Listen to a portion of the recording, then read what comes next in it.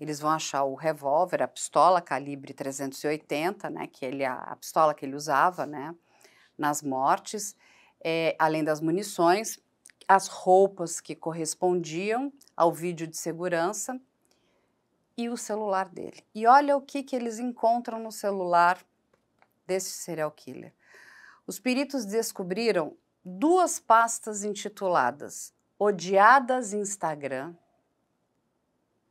e Mortes Especiais, onde o Albino organizava registros de suas vítimas. Havia fotos dos assassinatos ao lado de calendários marcando a data do crime e selfies. Ele fazia selfies dele ao lado das lápides das vítimas, como a gente está mostrando aqui. Aquilo são as selfies que ele fazia. Ele tirava selfie. Além disso, o celular dele continha fotografias de pessoas vivas, indicando que poderiam ser futuros alvos. Ou seja, ele usava as redes sociais para caçar essas vítimas. Olha que pessoa perversa. Aí, eu acho que esse pedaço aqui, ele é tão importante, porque não dá para dizer, né, que o cara estava surtado, que o cara tem doença mental. O cara tem desejo de matar, né? E é isso que me dá raiva que os nossos legisladores não entendem. É isso aqui, gente. A gente precisa de lei especial para esse tipo de criminoso. Não é isso, Christian? Exatamente. Isso é um repertório comportamental. Nós temos que entender que pessoas normais podem fazer coisas perversas e que a doença mental não tem nada a ver com isso. A minoria de pessoas com transtorno mental cometem atos de violência, não chega nem a 2%, a minoria. Então, quando você olha para esse cenário de crimes, a ampla maioria é qualquer pessoa. Ok, quando a gente fala em crime em série, em serial killer, a gente fala num fenômeno muito específico comportamental. Dos serial killers, entre 80% e 90% deles, já é demonstrado técnico-cientificamente que possuem psicopatia. E entre 10% a 20% são indivíduos delirantes. Pouquíssimos esquizofrênicos dentro desse cenário. O pensamento delirante, a patologia do delírio, do transtorno delirante, faz parte de muitos serial killers que não se enquadram dentro da psicopatia, como era o caso do próprio Dahmer. Ele não era um psicopata. Alguns acham que era, mas você analisando criteriosamente, o Dahmer não era um psicopata. Ele tinha muitas Ele era outras um questões. delirante, com esquizotipias, outras coisas, transtornos de personalidade. Ele tinha todo um movimento bizarro, um comportamento bizarro, que poderia ali sim caracterizar da semi-imputabilidade e inimputabilidade dele. Mas é raro, como Ed Gein. O Ed Gein também era inimputável. Aliás, o Ed Gein inspirou o filme Psicose, um dos que inspirou Silêncio dos Inocentes, etc. Ele tinha um quadro delirante. As explicações dele eram delirantes. Você vê o quadro dos canibais de Garanhões. Sim. Você vê um quadro delirante também na sua explicação. Então, sim, há uma porcentagem menor de indivíduos que cometem crimes em série e têm transtornos mentais. Aí o transtorno delirante, sim, entra na categoria de transtorno mental. Mas é a minoria e eu entendo até então que não é o caso desse indivíduo.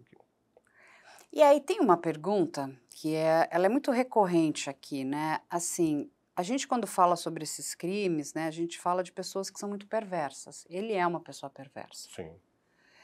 E o que as pessoas perguntam, todos nós somos perversos? E se sim, por que umas pessoas controlam o seu lado perverso, esse lado sombrio, e outras não? A natureza do mal, a natureza da perversão, a natureza da violação de regras é do humano. A gente não pode esquecer, Carla, que nós fazemos parte de uma classe de animais. Nós somos símios, nós somos primatas superiores. Nós temos 99% de correlação genética com chimpanzés. Nós temos mais proximidade, nós chimpanzés, do que chimpanzés e gorilas. Então a gente não pode esquecer a nossa natureza animal. Ok, houve uma revolução cognitiva, temos princípios, ou tentamos ter princípios éticos e morais, mas nós temos uma carga de sobrevivência, adaptativa, impulsiva, agressiva, tão significativa, tão forte, que o nosso pequeno lobo pré-frontal, que foi a última coisa que evoluiu no cérebro, tem muito trabalho todo dia para segurar nossos impulsos. O equilíbrio psicológico, o equilíbrio emocional é uma coisa dificílima de nós termos, porque nós somos movidos por instintos, emoções, pensamentos, atribuições, responsabilidades, carga, estresse. Então, o ser humano, a nossa carga é imensa da hora que a gente acorda, da hora que a gente dorme. É impossível uma pessoa manter equilíbrio diário e não explodir, não se irritar. Então as pessoas têm esses comportamentos agressivos, perversos, disfuncionais, na medida certa do nosso lado humano. Alguns vão se destacar mais, alguns vão criar padrões comportamentais. Por que você é jornalista? Porque eu sou psicólogo e porque a Alessandra é perita e já quase psicóloga. Porque também será já psicóloga. Nossa, uma psicóloga, perita e psicóloga, aí sai de baixo, né, gente? E das boas. Então, é verdade. E por que as pessoas têm essas decisões? Porque são padrões humanos, porque um padeiro, porque outro é artesão, porque dentro da possibilidade do humano na sociedade, nós temos papéis sociais. O crime é um papel social, como Emery Durkheim, pai da sociologia, dizia. É óbvio que tem que ter crime, é óbvio que tem que ter violência, isso é um padrão comportamental. Agora, associar a nossa vulnerabilidade, a nossa instabilidade com uma doença, são poucos casos que pessoas com disfuncionalidades mais transtorno mental cometem crime. A grande maioria são pessoas com vulnerabilidades, mais violência, sem transtorno mental, e aí entra a psicopatia e muitos crimes em série. São padrões comportamentais que são repetidos ao longo da história, que vêm se repetindo. Não é uma novidade. Não são comportamentos, por exemplo, o crime do discórdia que você tanto atua, é uma novidade. Mas é uma novidade por causa do advento das redes sociais. Na hora que a gente acabar com essas redes, eles vão para outro lugar, eles vão migrar para agir de uma outra maneira. Isso é fato. Mas é o instrumento que eles têm. Essa é uma novidade.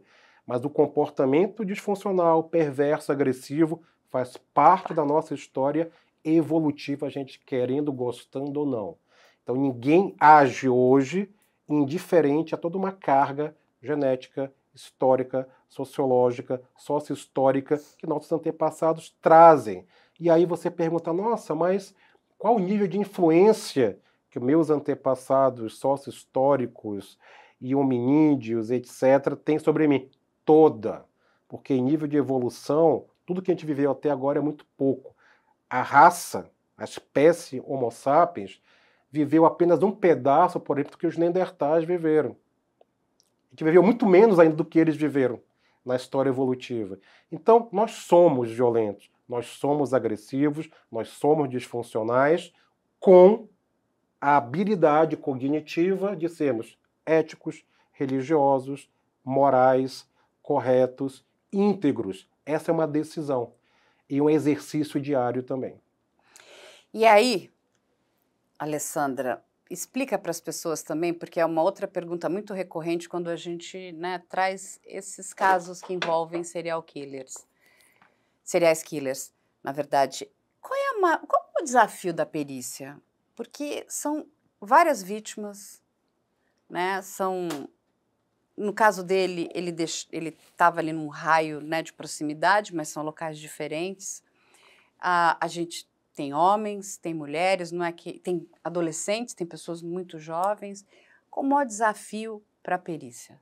Olha, eu acho que esse passo de identificar que nós estamos de fato em frente a um serial killer, eu acho que exige análise e exige muita ponderação. Porque crimes com arma de fogo ocorrem aos milhares. Infelizmente, eles não são exceção. Então, para você encontrar um padrão de local de crime, porque imagina o perito que chega no local, a única coisa que ele tem é uma pessoa baleada. A gente não tem essas informações todas que nós estamos trazendo aqui. Isso tudo vem a posteriori.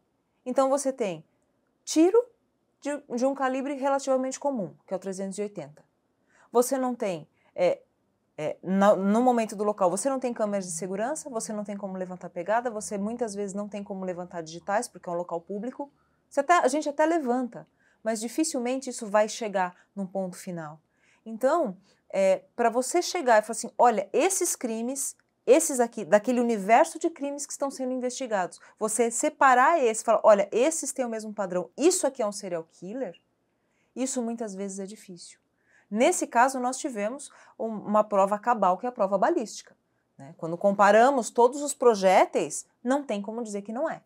Mas, às vezes, isso não acontece. Às vezes, nós temos estupros. Quantos estupros acontecem por hora? Muitos. São muitos. Dentro desse universo, você tem que separar aqueles semelhantes, né? E, muitas vezes, para separar esse tipo, né, de padrão, você precisa do depoimento da vítima. E, às vezes, ela não consegue te dar esse depoimento. Não é porque ela não quer. Ela não consegue falar, ela não consegue se lembrar. Não, e reviver a violência é muito difícil. É muito difícil, né? A tomada de um depoimento especial é uma coisa que tem que ser feita com uma técnica muito apurada e com uma sensibilidade muito apurada, né? Porque senão, além de você retraumatizar essa vítima, aumentar o sofrimento que ela já tá passando, você não consegue obter as informações, né? Não pela má vontade da vítima, mas porque ela não consegue. Então, quando a gente tem uma realidade violenta como a nossa, temos números de Vietnã todos os dias nas grandes cidades, e você tem que separar um grupo de crimes para falar assim, olha, isso é um padrão, isso é muito difícil. Daí a necessidade do banco de perfil criminal, né? Porque aí nós colocaríamos os perfis todos nesse banco e a inteligência artificial ajudaria a gente a trazer, né? Falar, olha, isso aqui é parecido, vale a pena dar uma olhada. Como o SINAB, como o banco de DNA. A hora que bate um DNA de um criminoso, ele fala, olha, esses crimes aqui têm algo semelhante. Olha para isso aqui. O SINAB também, que é o banco de perfis balísticos. Olha, nós temos esses projéteis todos semelhantes a esse. Dá uma olhada, vê se não é o mesmo. Se não é a mesma pessoa, né? Vê se de fato não é o mesmo, né? Porque todos esses sistemas, ou mesmo o EIFES das impressões digitais, eles não te trazem a resposta final, eles te trazem aquilo que é mais semelhante. E aí o perito vai analisar. E aí você traz as outras informações que vêm da investigação, que vêm de local de crime, e aí você consegue falar, olha, isso aqui está seguindo o mesmo padrão.